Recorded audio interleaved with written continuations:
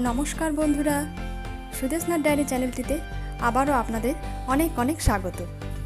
আজকে আমি হাজির হয়ে গেছি রুই মাছের আরেকটি রেসিপি নিয়ে। সেটি হচ্ছে আলু ও বেগুন দিয়ে রুই মাছের ঝাল।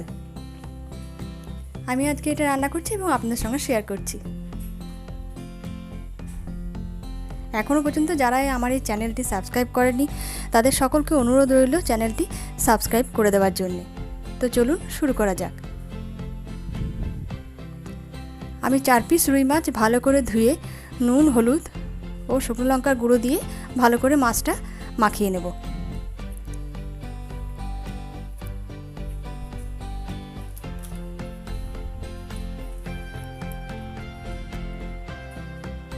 এরপর কড়াইয়ে পরিমাণ মতো তেল দিয়ে মাছ আমি ভালো করে ভেজে নেব।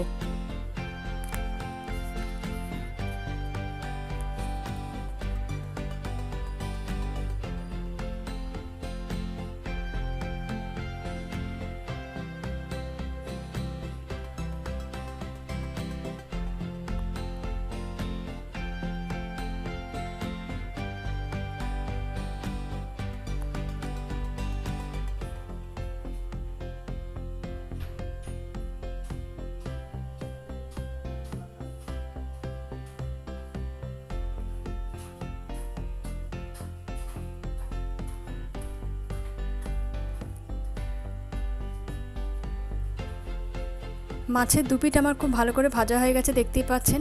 খুব কড়া করব না।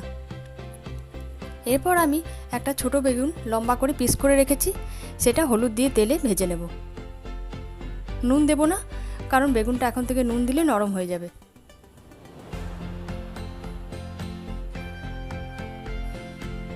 তেলে কিছুক্ষণ নেড়ে নিয়ে এরপর আমি একটা আলু লম্বা করে কেটে রেখেছিলাম, সেইটা ভেজে নেব।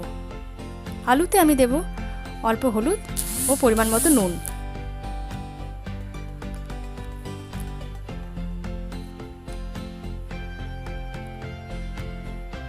নুন হলুদ দিয়ে আলুটা কিছুক্ষণ ভেজে নেব।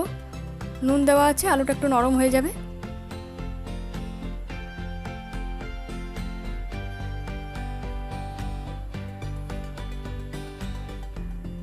আলুও ভাজা হয়ে গেছে। এরপর কড়াইয়ে আরও একটু তেল দিয়ে তেলের মধ্যে হাফ চামচ শুকনো লঙ্কা গুঁড়ি দিয়ে তেলটাকে আমি লাল রং করে নেব। এতে করে রান্নাতেও একটা খুব সুন্দর কালার আসবে। এরপর আমি একটা ছোট পেঁয়াজ কুচি করে রেখেছি, সেই পেঁয়াজটা কিছুক্ষণ তেলে ভেজে নেব।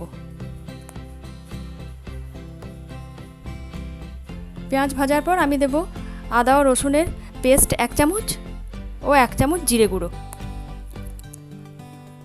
সব কিছু দিয়ে কিছুক্ষণ ভালো করে কষিয়ে নেব।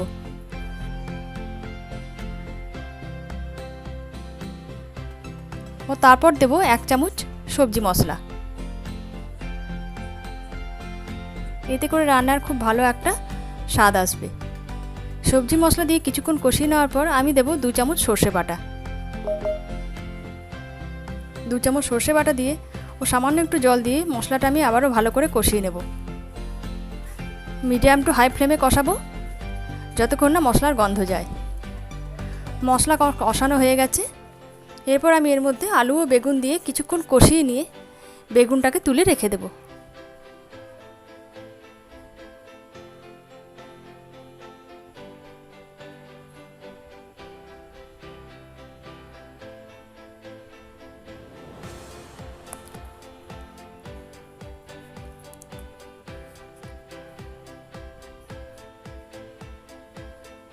আলুটা মশলার সাথে ভালো করে কষিয়ে নিয়ে আমি পরিমাণ মতো জল ও নুন দিয়ে 5-7 মিনিটের মতো ঢাকা দিয়ে রেখে দেব মিডিয়াম টু হাই ফ্লেমে।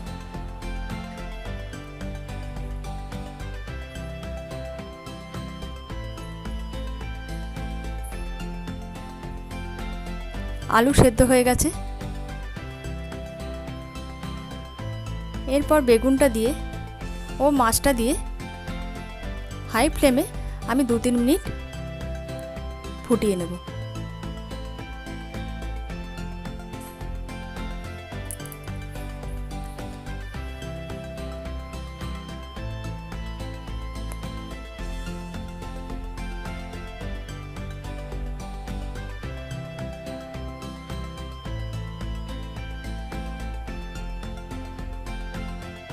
ব্যাস কমপ্লিট আমার রুই মাছের ঝালদা। রেসিপিটি কেমন লাগলো আমাকে কমেন্ট বক্সে জানাবেন। ভালো লাগলে একটি লাইক দেবেন। ভিডিওটি শেষ পর্যন্ত দেখার জন্য ধন্যবাদ।